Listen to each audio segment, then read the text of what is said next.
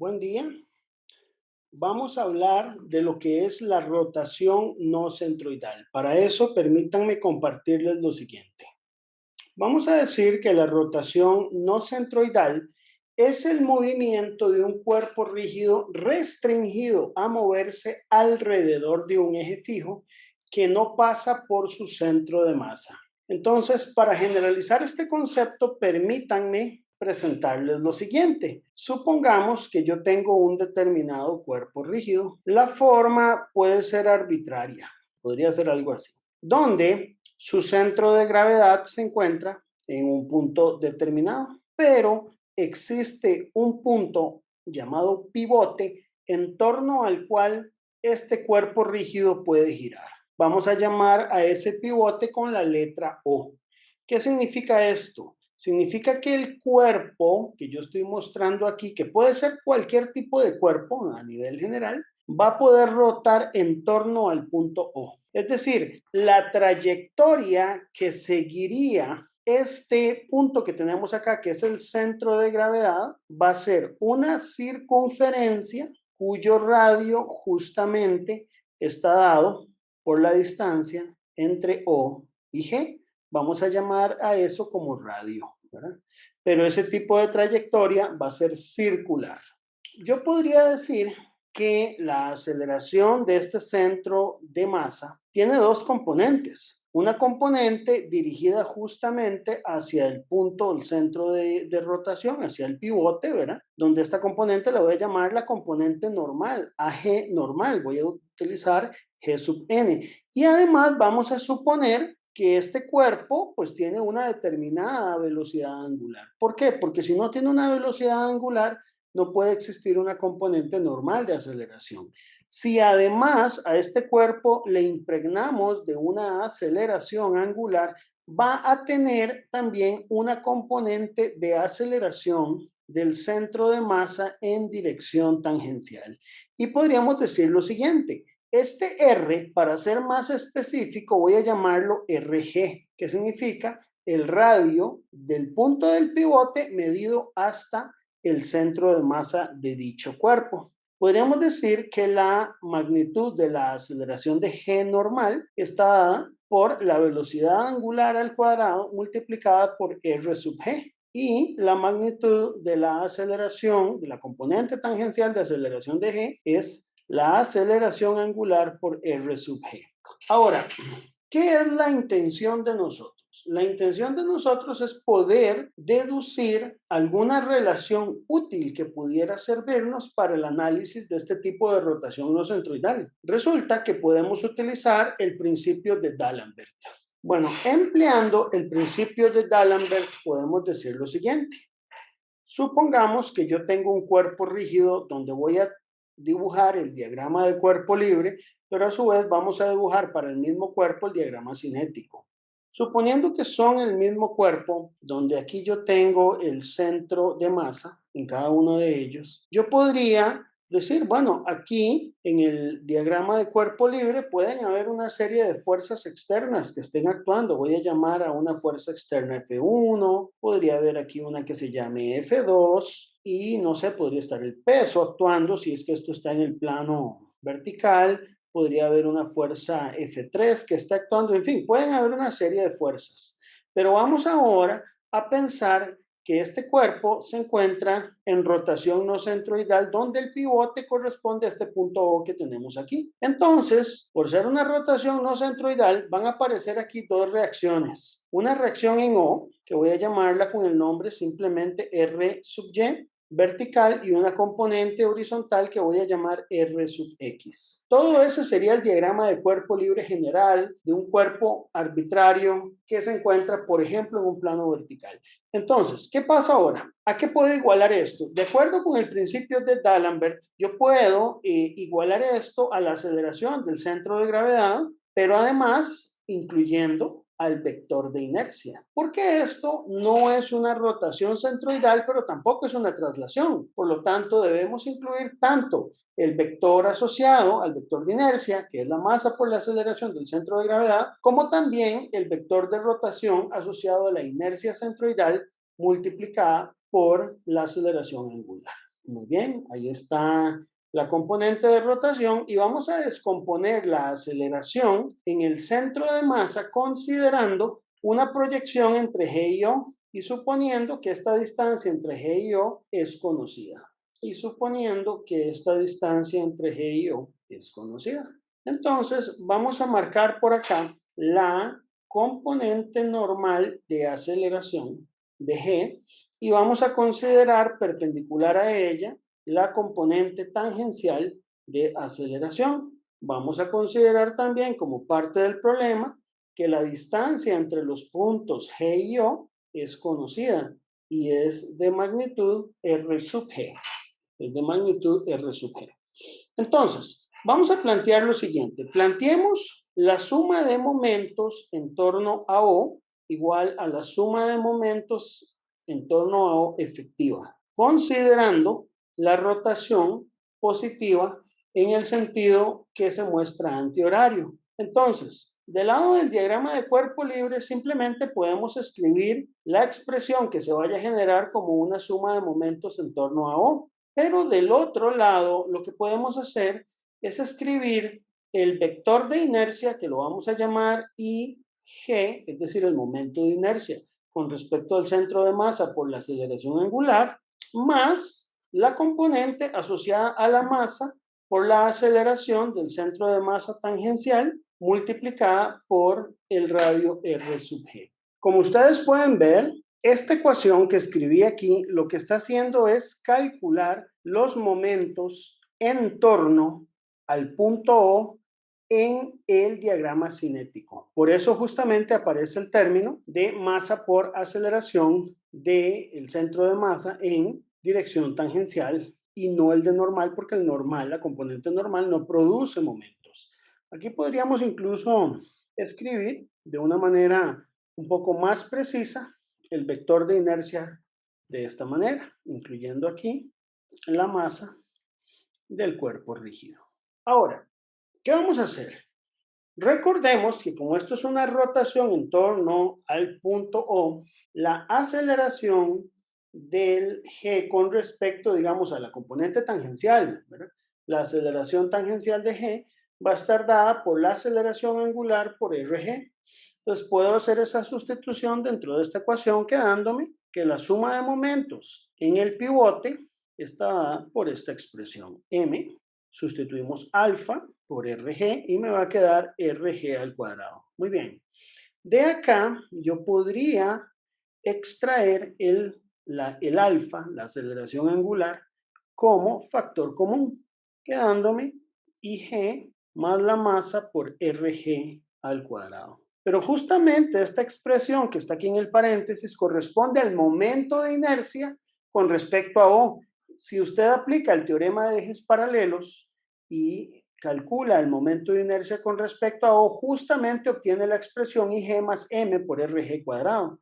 Por lo tanto, podríamos decir que la suma de momentos en O es el momento de inercia en O multiplicado por alfa. Esta expresión que obtenemos acá es una expresión particularmente útil porque nos permite a nosotros establecer una ecuación de suma de momentos en O sin tener que hacer toda la sumatoria de las componentes en el diagrama cinético, sino simplemente calculando el momento de inercia centroidal por la aceleración angular. Y esto particularmente es útil cuando uno está resolviendo problemas donde lo que le interesa a uno calcular es la aceleración angular. A modo de ejemplo, quisiera que retomáramos un problema que habíamos visto justamente en movimiento plano restringido. Para ello, vamos a considerar una barra delgada, la barra BGA o AGB, y vamos a considerar que está en el plano vertical, que tiene una longitud L, que tiene una masa M, si fuera necesario, y que además está siendo accionada por una fuerza P en el collarín A. La idea es la siguiente. La idea es encontrar el valor de la aceleración angular de esa barra. Eso es lo que nosotros queremos encontrar. Para resolver ese problema por otros métodos, podríamos emplear cinemática y también cinética, plantear las ecuaciones, resolver un sistema de ecuaciones y a partir de ahí despejar el valor justamente de la aceleración angular. Sin embargo, la idea aquí es proponer una solución más fácil, una solución más expedita. Para ello, les voy a pedir que nos imaginemos justamente sobre esta barra dónde quedaría el centro instantáneo de rotación de la barra. Esto es importante porque el centro instantáneo de rotación de la barra puede ser un punto en torno al cual usted puede hacer una rotación no centroidal. La rotación no centroidal no necesariamente tiene que ser en un punto pivote, puede ser también en un punto asociado a un centro instantáneo de velocidad cero, centro instantáneo de rotación. Para ello, quiero que consideren lo siguiente: si yo hiciera una extensión de una posible velocidad de v, aunque esto pudiera o no estar en el reposo, la velocidad de v tendría que ir hacia abajo. Puedo tirar una línea perpendicular a esta velocidad y también suponiendo que una eventual velocidad de a iría horizontal, puedo tirar una línea perpendicular y puedo encontrar en la intersección de ellas el centro instantáneo de velocidad cero, el centro instantáneo de rotación.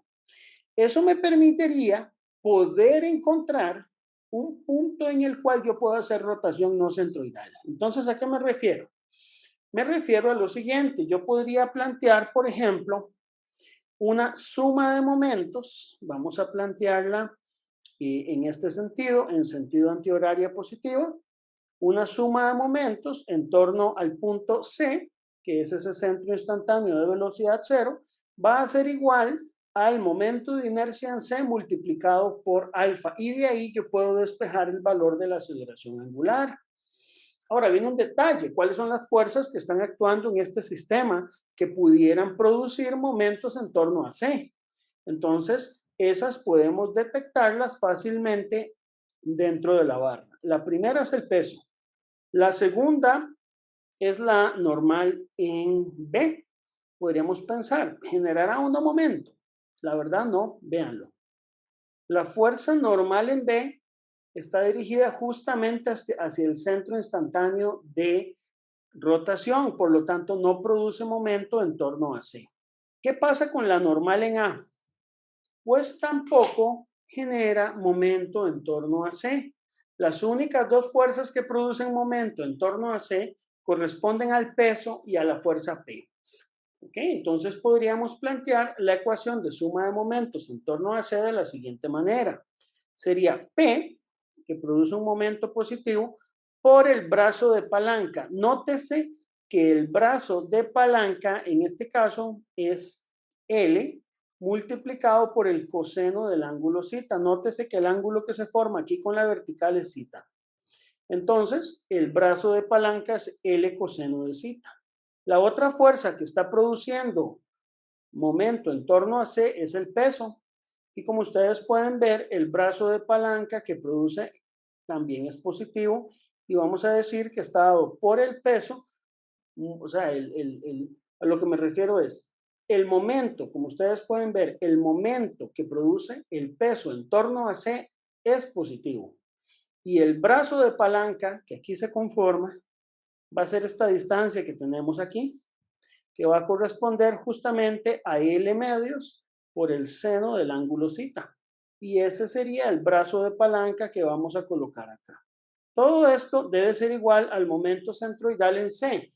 El momento centroidal en C, ¿cómo lo vamos a determinar? Bueno, podemos emplear el teorema de ejes paralelos que me dice a mí que es justamente el momento en el centroide de la barra más la masa de la barra por la distancia elevada al cuadrado que hay entre G y C. Entonces, vean, el momento de inercia centroidal es un doceavo de la masa por L cuadrado. Y la distancia que hay entre G y C es justamente la mitad de la longitud de la barra. Lo pueden determinar por simetría. Es decir, esta distancia que ustedes pueden medir aquí justamente equivale a L medios. Por lo tanto, esto será L medios elevado al cuadrado. Si usted desarrolla el álgebra de esta expresión, esto es un cuarto y un doceavo, les va a dar un tercio de m por L al cuadrado, que es justamente lo que vamos a escribir aquí, multiplicado por alfa. Noten ustedes que puedo dividir la ecuación entre L, entonces se cancela L, y también entonces puedo enviar el 3 a multiplicar,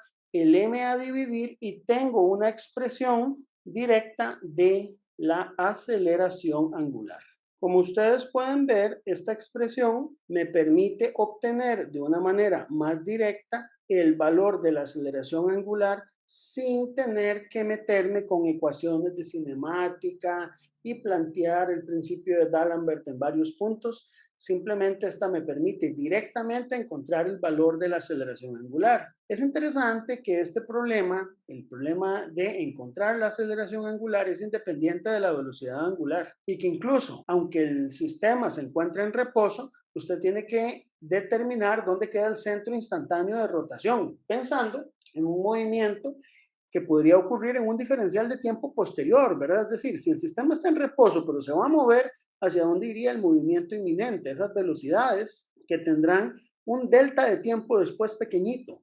Eso me permite a mí determinar dónde queda el centro instantáneo de velocidad cero o centro instantáneo de rotación, tal como cuando uno calcula un límite. Entonces, ven lo elegante que es esto. Me permite a mí los conceptos de rotación no centroidal resolver un problema que podría ser muy complicado en términos muy sencillos, con una única ecuación y de manera muy expedita.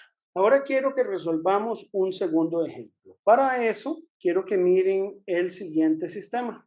Vamos a suponer que yo tengo dos barras A, B y C y D, C y E, y esas dos barras están unidas mediante los cables BD y BE que se encuentran tensos de tal manera que este sistema que yo tengo aquí es un sistema rígido. Entonces, vamos a aplicar a este sistema un momento M en A y sabemos además que cada una de estas barras tiene una masa determinada. A la barra ABC vamos a decir que tiene una masa M1 y la barra DCE tiene una masa M2. Adicionalmente, vamos a establecer dimensiones. Para ello, vamos a establecer que entre los puntos A y B la distancia es igual que entre los puntos B y C y vamos a llamar a esa distancia como L1. Y entre los puntos DC y CE vamos a decir que la distancia es igual y vamos a llamar a esa distancia L2. Vamos a considerar que las dos barras son uniformes y que los cables BD y BE son de masa despreciable. Entonces, vamos a poner como condición que el sistema se encuentra en reposo o el sistema parte del reposo. Por lo tanto, la velocidad angular en el instante mostrado va a ser cero. Vamos a suponer que este par M que yo estoy aplicando aquí es conocido y que además el sistema se mueve en un plano vertical. Por otro lado, ¿qué es lo que queremos averiguar? Lo que queremos aquí es hallar la aceleración angular del sistema y además las componentes de la reacción en el punto A, como función de las variables que nos están dando dentro del problema. Eso sería lo primero. Lo segundo, o incluso paralelo a este problema, vamos a resolver esto en términos, digamos, hay que evaluarlo para valores numéricos, ¿verdad? Entonces se nos pide evaluar las respuestas para determinados valores, para un momento de 12 newton metro, un L1 de 0,225 metros, un L2 de 0,3 metros, una masa 1 de 3 kilogramos y una masa 2 de 4 kilogramos. Ese sería el enunciado del problema. Entonces, ¿cómo vamos a resolverlo? Este problema de repente parece un poco complejo, pero como está rotando en torno al punto A, podríamos hacer uso del concepto de la rotación no centroidal. Vamos a hacer el diagrama de cuerpo libre y el diagrama cinético del sistema que nosotros vemos aquí. Vamos a indicar aquí los puntos A, B, C, D y E. Vamos a dibujar las fuerzas en el diagrama de cuerpo libre, para lo cual observemos que para la barra D debe haber un peso que actúa justamente en C y un peso para la barra ABC que está colocado justamente en B. Tenemos además dos reacciones en el punto A y un momento que está actuando en el punto A externo. y un momento externo que está actuando en el punto A. Vamos a incluir las dimensiones importantes para que el diagrama quede completo. Y del lado del diagrama cinético, ¿qué tendríamos que añadir? Tendríamos que añadir, en primer lugar, los momentos de inercia rotacionales en los centros de masa, tanto en la barra ABC como en la barra DCE. Voy a representar ese momento de inercia centroidal en la barra ABC como un vector que lo voy a denominar IG1 por alfa. El alfa es único para todo el sistema porque recordemos que alfa, que es la aceleración angular, es única porque es una característica propia del cuerpo rígido. Por otro lado, voy a indicar el IG de la segunda barra como IG2 para diferenciarlo del 1 por el mismo valor de alfa de aceleración angular. Además, aquí es importante colocar los vectores asociados a la masa por aceleración. Entonces voy a colocarlos para ambas barras. Vamos a nombrarlos. Este sería M1 por la aceleración, llamémosla G1X, y este M1 por la aceleración de G, 1 en Y. Este sería M2 por aceleración de G2 en X y M2 por aceleración de G2 en Y. Las dimensiones no las voy a colocar porque son las mismas dimensiones que tendríamos en el diagrama de cuerpo libre. Ahora, quiero que ustedes analicen lo siguiente. Plantear el principio de D'Alembert aquí para encontrar la aceleración angular no resulta ser algo muy fácil, parece muy laborioso, porque tenemos dos barras del lado del diagrama cinético y encontrar un punto donde todo eso puede eliminarse no resulta trivialmente sencillo. Sin embargo, podemos aprovechar la estrategia de que esto puede modelarse a partir de una rotación no centroidal. Para ello, les propongo plantear la ecuación suma de momentos en A igual a la inercia en A por alfa, tomando el sentido antihorario como positivo. Yo puedo plantear esta ecuación de rotación no centroidal cuando yo tengo un pivote. Hay dos casos donde yo puedo siempre plantearla. Este caso, que es cuando tengo un pivote fijo, donde tengo un eje fijo de rotación, o puedo plantearla desde un centro instantáneo de rotación como lo hicimos en el caso anterior. Entonces, vamos a plantear la ecuación. Ahora, si ustedes analizan el diagrama de cuerpo libre y ustedes calculan la suma de momentos en torno al punto A, se van a dar cuenta que los pesos M1G y M2G no generan momento en torno a. Tampoco las reacciones AY y AX generan momento en torno a A. Entonces, la única componente externa que podría producir momento es justamente el momento M externo. Entonces, aquí resulta simplemente que la suma de momentos en torno a A es igual a M. Ahora, del lado derecho, yo podría aprovechar la expresión que obtengo, que va a ser el momento de inercia en torno al punto A, por alfa. De momento voy a dejarlo expresado de esta manera. Y entonces nos queda claro que la aceleración angular es simplemente dividir el momento entre el momento de inercia en A. De repente es una expresión muy sencilla. Sin embargo, hay que trabajar un poco lo que es el cálculo del momento de inercia en torno al punto A. Para calcular ese momento de inercia en torno al punto A, tenemos que aplicar el teorema de ejes paralelos y recordar que cuando usted tiene una barra, el momento de inercia centroidal es un doceavo de la masa por la longitud completa de la barra al cuadrado. Entonces, les propongo que para calcular el momento de inercia en torno al punto A, sumemos el momento de inercia de la barra ABC más el momento de inercia de la barra DCE, donde justamente el momento de inercia de la barra ABC en torno a, esto es muy importante, puede calcularse como el momento de inercia centroidal, que sería un doceavo de la masa de ABC, que es M1, por la longitud de la barra ABC. La longitud de la barra ABC, noten ustedes que es 2L1 al cuadrado. Es un medio, un doceavo, es un doceavo de la masa de la barra ABC por la longitud al cuadrado. A esto hay que sumarle el desplazamiento del eje paralelo, que va a ser la misma masa M1 multiplicada por L1 al cuadrado. Esto nos da como resultado 4/3 de M1 por L1 al cuadrado. Además, el momento de inercia de DCE podemos calcularlo de una manera muy similar, que sería el momento de inercia centroidal, que sería un doceavo de la masa 2 por la longitud completa, que es 2L2 al cuadrado, más la componente asociada al desplazamiento del eje paralelo, que sería la masa 2, por la longitud, que sería la distancia de C hasta A, que en este caso es 2L1, quedando entonces la expresión 1/3 de M2 L2 cuadrado más 4, esto va al cuadrado, de M2 por L1 al cuadrado. La suma de estas dos cosas nos va a dar justamente el momento de inercia en A. Esta expresión que tenemos aquí del IDCE se podría escribir un poco más conveniente si sacamos el factor común M2 y dejamos esto escrito como L2 cuadrado entre 3 más 4L1 al cuadrado. Ahora sí, sumamos estas dos expresiones y lo que obtenemos es el momento de inercia en A, que va a ser justamente 4M1 L1 cuadrado tercios más la masa 2 por L2 cuadrado tercios más 4L1 cuadrado. Ahí tenemos ya la expresión que me define a mí el momento de inercia en torno al punto A.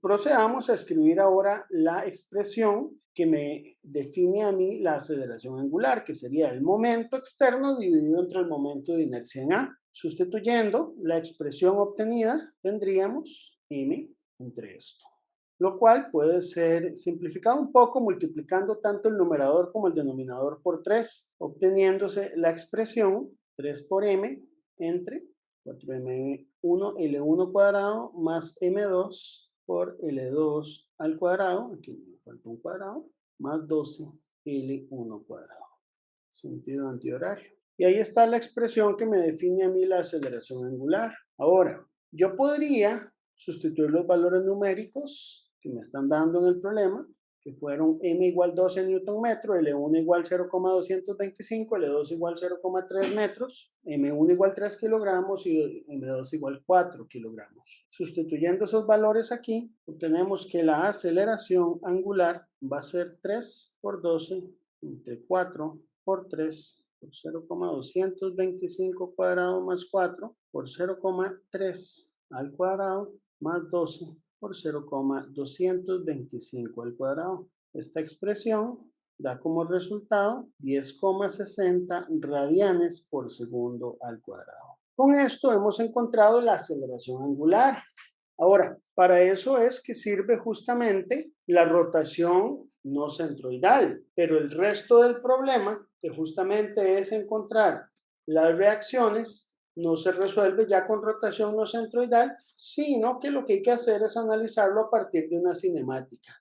Y esa cinemática va a implicar analizar el comportamiento de las aceleraciones y luego plantear las ecuaciones del principio de D'Alembert. Por lo tanto, propongo que analicemos la cinemática del problema.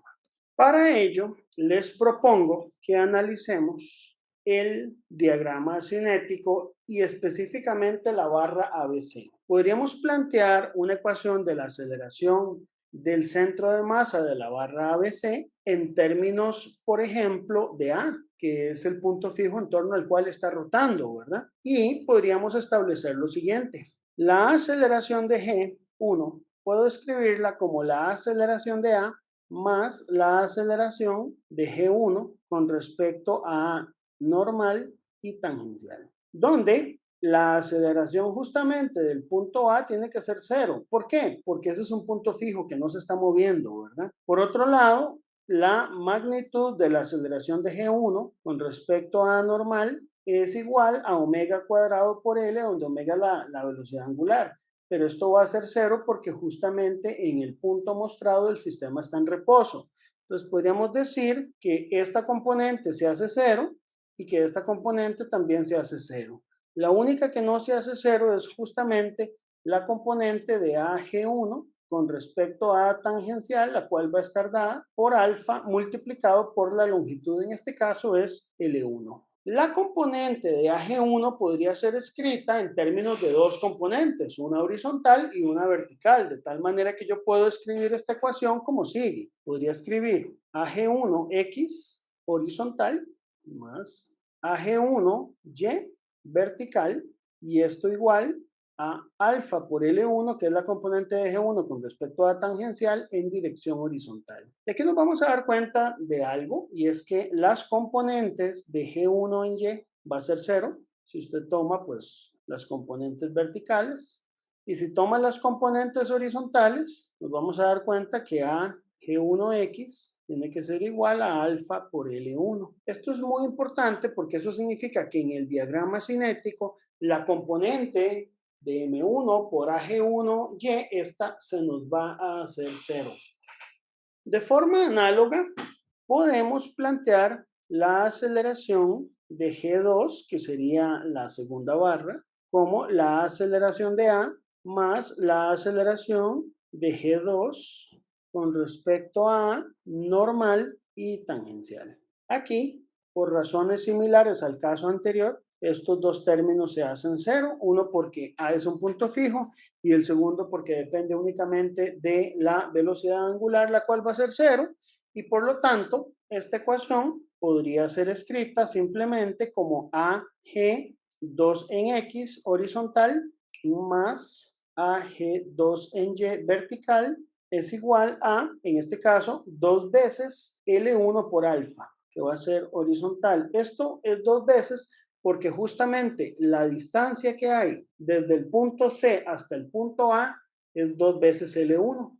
Por lo tanto, si usted toma las componentes verticales, la aceleración de G2 en Y es 0, y si toma las componentes horizontales, la aceleración de G2 en X va a ser 2 veces alfa por L1. ¿Y esto qué significa? Que en el diagrama, el término que aparece aquí como MA por G2Y va a ser 0. Eso es lo que podemos deducir de un análisis de la cinemática. Es información útil que nos permite a nosotros eliminar algunas componentes que no nos aportan al problema, información importante. Ahora vamos a ver la cinética del problema. En la cinética del problema, la propuesta es la siguiente. Nos vamos a ir a los diagramas de cuerpo libre y cinético y vamos a plantear una sumatoria de componentes en X y una sumatoria de componentes en Y. Nótese que para poder plantear esta suma de componentes en X y en Y, los diagramas de cuerpo libre deben estar completos, ¿verdad? Y en este caso, como ya algunos términos se hicieron 0, eliminar esos términos que se hicieron 0 en el lado del diagrama cinético es parte de tener un diagrama completo. Entonces vamos a plantear la suma de fuerzas en X, donde ustedes pueden ver que AX del lado del diagrama de cuerpo libre tiene que ser igual a MA1 G1X y MA2 por G2X. Y a partir de ahí podemos encontrar las componentes en X. Entonces, tomando la dirección positiva hacia la derecha, la ecuación que obtenemos sería que AX es igual a M por AG1X, M1, más M2 por AG2X. Y sustituyendo las expresiones que sacamos, que determinamos en la parte cinemática para AG1X y AG2X, lo que tendríamos es M1 por alfa L1 más M2 por 2 alfa L1. Esto podría escribirse como un factor común alfa L1, y aquí sería M1 más 2M2. Uno podría sustituir la expresión que habíamos obtenido para alfa. Sin embargo, yo lo voy a dejar de esta manera para que no se vuelva muy pesada la expresión desde el punto de vista, digamos, de la escritura algebraica, ¿verdad? Entonces ya sabemos que va a ser hacia la derecha. Esta es la expresión que me define a mí la componente de aceleración en X. Y ahora lo que hay que hacer simplemente es sustituir los valores numéricos. Como ya conocemos el valor de la aceleración angular, entonces AX simplemente está dado por la aceleración angular, que era 10,60 radianes por segundo, L1, que es 0,225 metros, las masas, que es 3 kilogramos M1, 4 kilogramos M2, quedando AX como 26,2 newton en dirección horizontal. Por otro lado, la componente en Y podría ser determinada a partir del diagrama de cuerpo libre haciendo una suma de fuerzas en vertical, donde lo que podemos observar es que del lado del diagrama cinético no existen componentes verticales porque la aceleración de G en Y, tanto en la barra 1 como en la barra 2 dan 0. Por lo tanto, simplemente la expresión va a ser que AY es igual a la suma de los dos pesos. Planteándolo formalmente, entonces tendríamos la sumatoria de fuerzas en Y es igual a la sumatoria de fuerzas en Y efectiva, y esto va a ser igual que AY menos M1 por G más menos M2 por G igual 0, y por lo tanto el despeje de AY simplemente es G por la suma de las dos masas, sacando la aceleración de la gravedad de un factor común, ¿verdad? Sustituyendo los valores numéricos respectivos, tendríamos que AY es igual a 9,8 metros por segundo al cuadrado por 3 más 4 kilogramos, quedando entonces que la reacción en Y es 68,6 newton hacia arriba. Y ahí hemos logrado encontrar las dos componentes en X y en Y de la reacción en el punto A, con lo cual ya podemos dar por finalizada la solución del problema.